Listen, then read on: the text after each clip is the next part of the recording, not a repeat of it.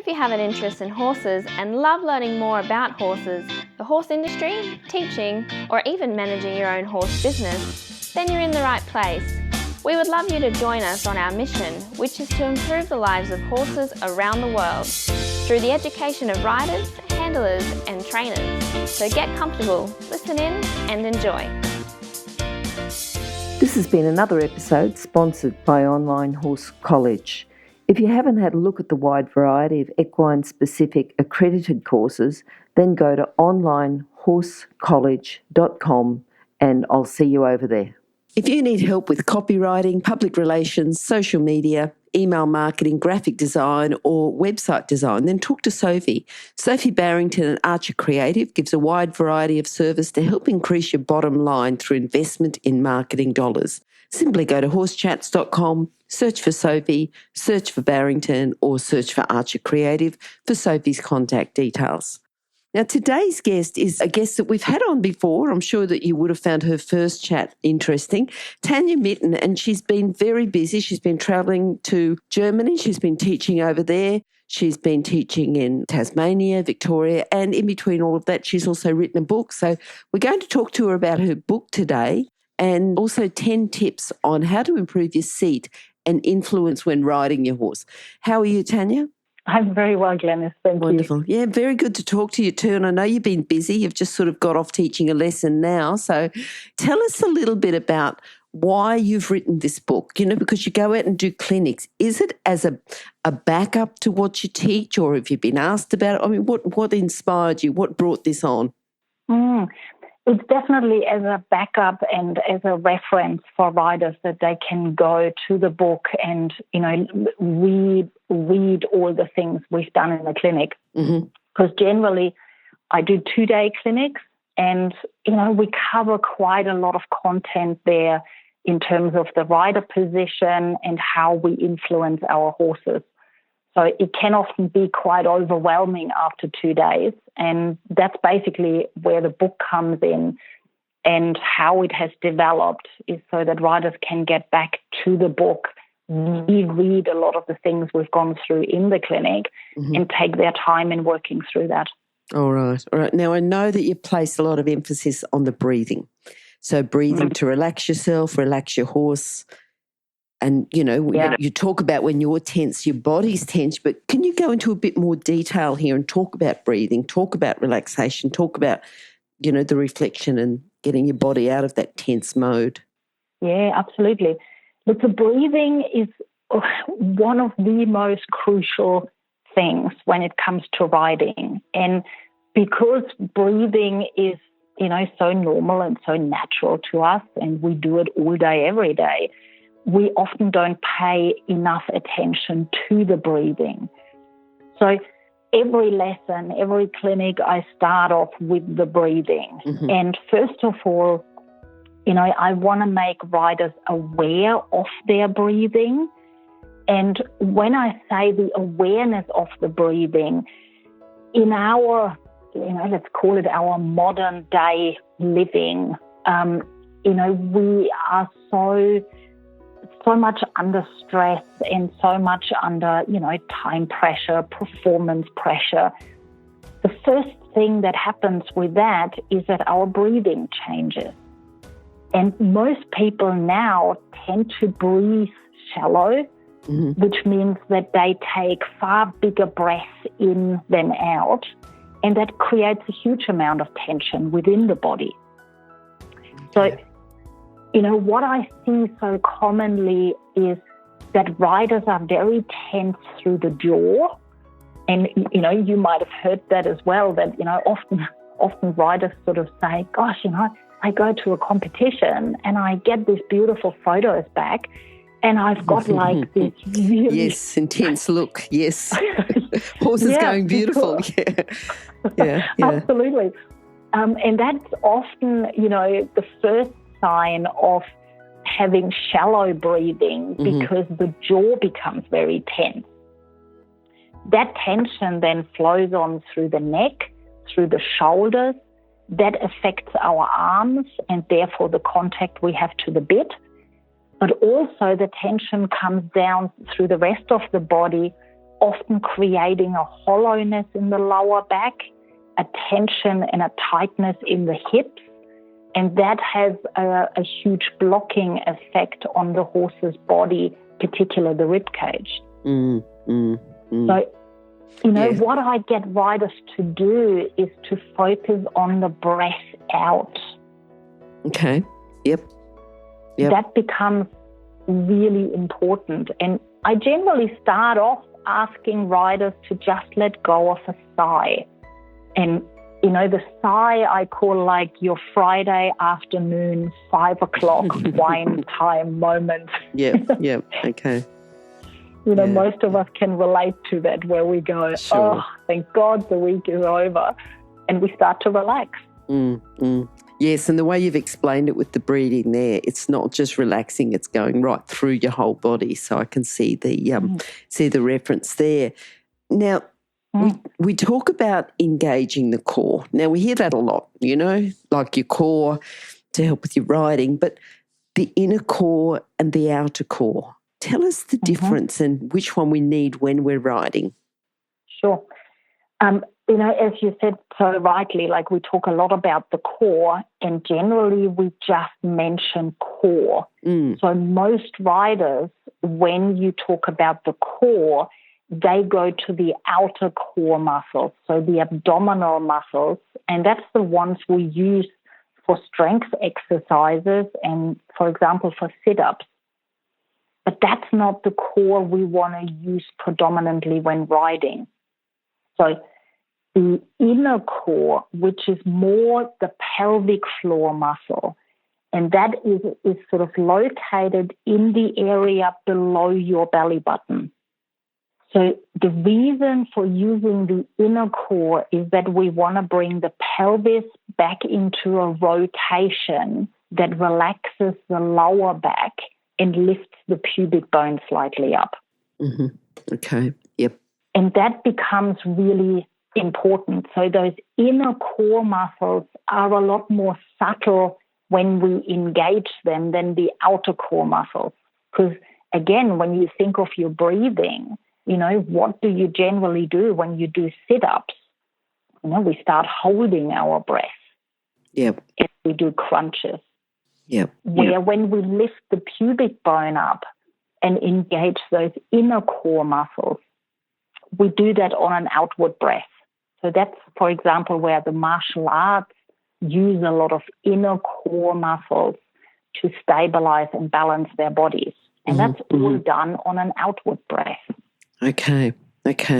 Now, another thing that, we talk about relaxing the lower back, but I know that the hollow lower back is not good. Talk to us as you usually do, because you've got so much depth of knowledge here.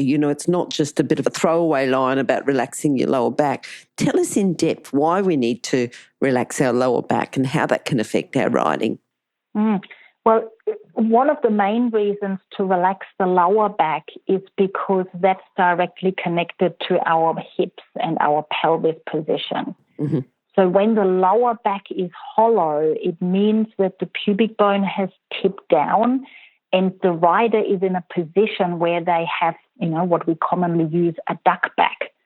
So, the pelvis kind of sticks out at the back, the bum sticks out the back, and we get tipped forward. So when we engage that lower or inner core muscle and that lifts the pubic bone up, you automatically see a change in the pelvis position. So the pelvis goes from the extension that happens when we've got a duck back to a rotation. So the pelvis comes kind of underneath you, and that relaxes the lower back and takes the hollowness out of the lower back. Okay. And so then the pelvis is more open and more relaxed, and we can follow the horse's movement and go with the swing of the horse's back. All right. Now, can you talk about the pelvic being the connection point between the horse and rider, but what if the rider's stiff and tight? How does that affect the horse? Well, we block the horse. When we sort of consider that we're sitting on the horse's rib cage, Now, I often sort of, explain it to riders in a way that I say to them, like, if you have a jumping vest on, or if you wear a really tight jacket, it restricts your breathing and it makes you feel tense. Mm-hmm. And often the first thing you do when you take that jumping vest off is you let go of a big sigh, because you expand your rib cage and you feel like you can actually start to move again. Now, Okay. the same thing happens when we restrict the horse's rib cage. The first thing, when our thighs get really tight and we block that natural side-to-side swing of the rib cage, Mm-hmm. like you can see when you watch a horse walk or trot away from you, that the rib cage moves from side to side. Now, the tighter we are, the more we restrict and block that movement. And so that has an effect on the horse's posture as well as the movement. And, in our riding and training, we talk a lot about top line. Yes. Top line means, that the back becomes stronger. Now, the back can only become stronger when the horse is using his abdominal muscles to lift up through the rib cage and to relax the neck as it lifts the back. Mm-hmm. Now, those are things we work on in our groundwork, in specific lunging exercises. And in the riding and in the training, I find that we don't pay enough attention to how much the rider's seat actually affects the way that the horse can move his body, particularly the back. Okay. Now, what about the thighs? How should they be on the horse? The thighs need to be soft and non-restricting. Mm-hmm. Now, when I give lessons, I talk about the thigh being loose. Now, loose is a slight over-exaggeration. The reason I talk about the thigh being loose and open is because I found that the majority of riders are too tight. And when they think of their thigh being sort of relaxed and soft, it's still way too tight. Okay. So I find I often have to take it to the extreme and say to riders, just feel what it's like when you actually roll the knee off the saddle. Mm-hmm. Now, eventually, I don't want riders to ride around rolling the knee off, but sometimes we need to go to that extreme for riders to even feel, how tight they are or how much they grip. Yes, I understand that. So good exercises are to simply, when you sit on your horse, is to roll the knees off. It's to lift the thighs off the saddle and see how much you can rotate your hips open and how much you can actually lift your thighs momentarily off the saddle, that there's a little bit of a gap. Mm-hmm. Yep. What about, just going down a bit further, the calf? How should the calf be on the horse? Well, you'll find that if the thigh is tight, automatically the knee rolls in and then the calf comes off the horse. Mm-hmm. And a lot of riders complain that their lower leg flaps around and is unsteady. And that's where that comes from, because they're too tight in the thigh. So when the thigh has opened and relaxed, your calf will automatically connect to the side of the horse. And we then have the calf in a position where the horse can feel the calf. We are in constant kind of communication, if you like. But we can also use the calf to encourage the horse to use their abdominal muscles. And now, because the thigh is softer, we encourage the horses to use those abdominal muscles to lift up through the back and lifting the rib cage, which, as we said before, is then starting to develop that top line that we look for. If you're an equestrian coach or a horse riding instructor, or even if you aspire to be one, have a look at the free video series for horse riding instructors on the Horse Chats website. Go there now, have a look, horsechats.com. So we've talked about the pelvis, the thighs, the calf. What about the feet or the toes? I mean, where do the toes fit in line with the ball of the foot? Where should it be? Well, the toe needs to be, again, slightly out. Slightly out means that you can feel the full stirrup with the ball of your foot. Mm-hmm. Because, I think we all have memories from, way back when we've been told, keep your toes straight. Yes, now, or toes in. Yes. Yeah. Yep.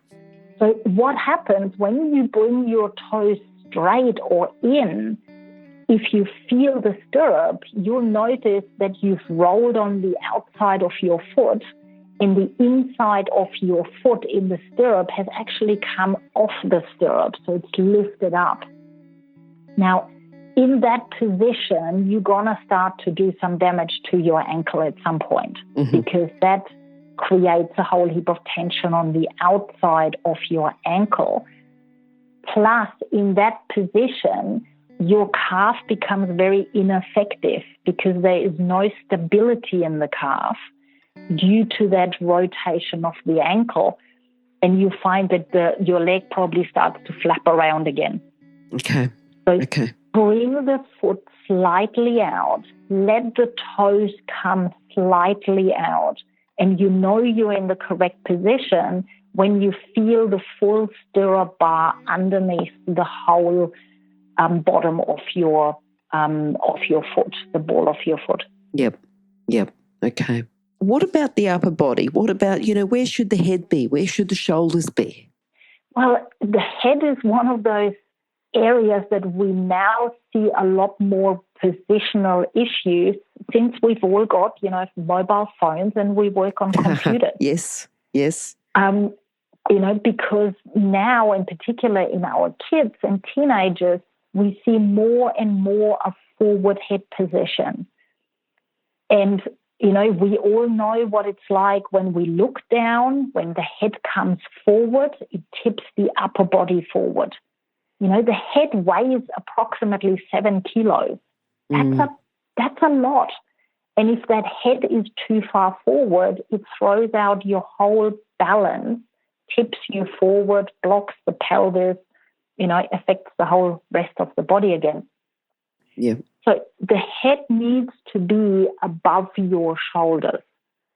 And an easy exercise that you can do with that is if you bring your chin back to the point where you make a double chin, so bring your head back with your chin tucked in as far as you can, and you feel tension in the back of the neck then.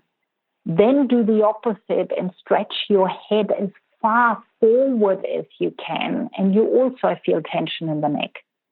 And then start to reduce those two movements until you find the perfect middle, the perfect balance in between. Yeah. And if you have a look, if you have a look in a mirror, you'll find that your head will start to sit above the shoulders, where the weight of your head is supported by your spine and by the body underneath it. Mm-hmm. Mm-hmm. I like the way that you get people to exaggerate and then to feel, not just this is the way it's got to be, but exaggerate it, feel the tension, come back and then exaggerate it the other way and then, find yourself in the mirror. So it sort of gives people the opportunity to explore. So that's good. What about the eyes? Where should they be? The eyes need to be, looking and focusing ahead. Mm-hmm. And again, the eye position has a lot to do with your head position. So, if you've been a rider, for our listeners, like if you've been a rider who's constantly being told in lessons and by your instructors, lift your eyes, look up, check where your head is first. Okay. The chances you might have a forward head position that then automatically draws your eyes down to the ground. Mm-hmm. So when you correct your head position, you'll find that your eyes are automatically starting to focus more straight ahead where we want them to be. Okay, good.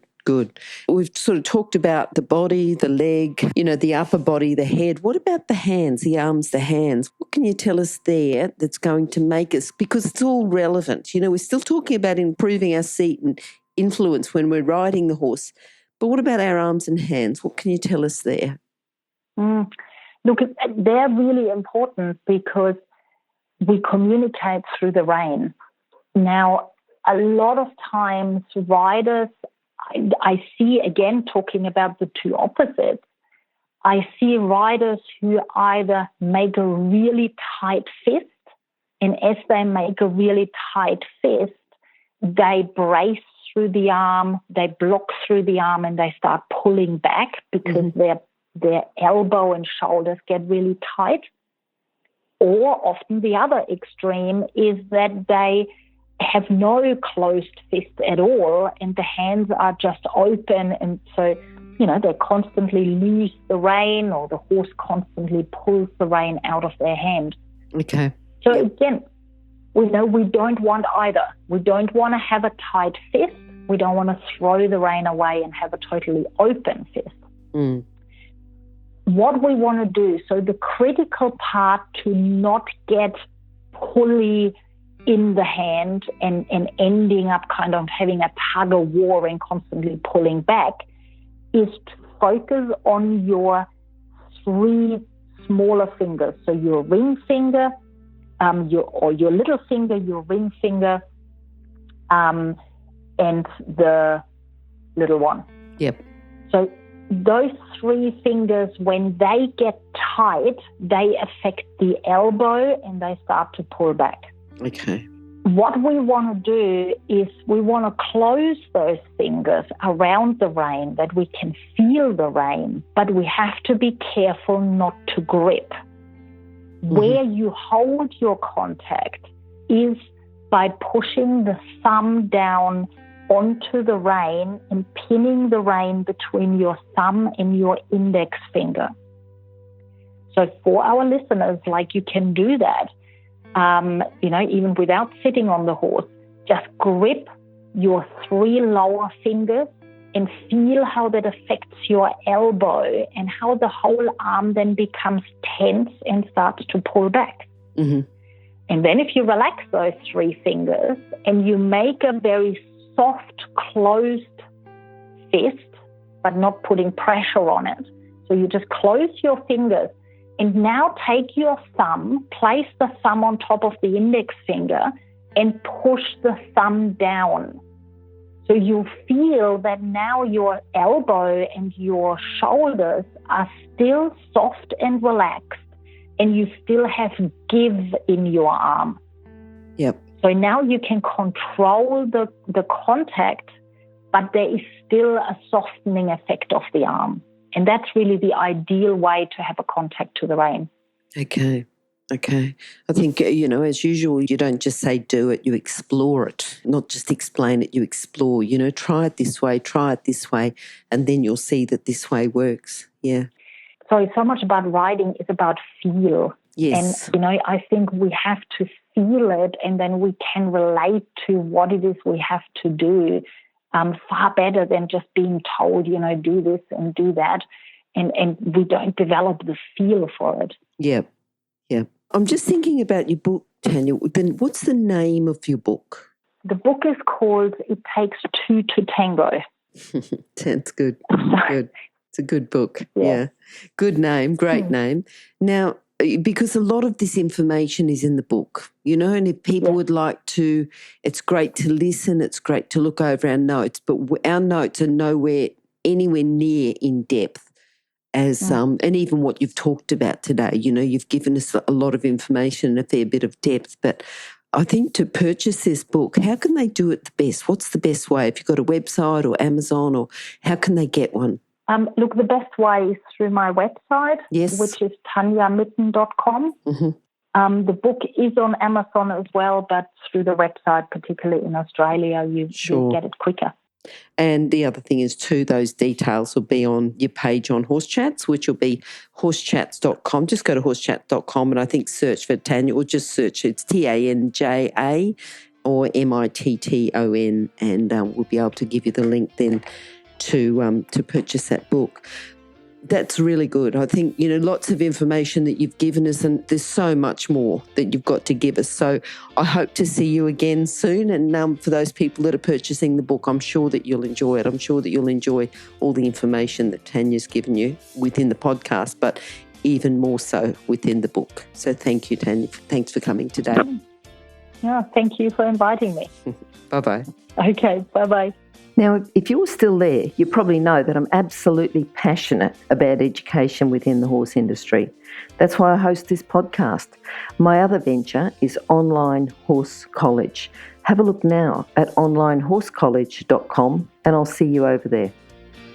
Remember that our comments and instructions are general in nature and do not take into consideration your individual horses or your individual ability and circumstances. If you enjoyed this podcast, then please leave your comment below.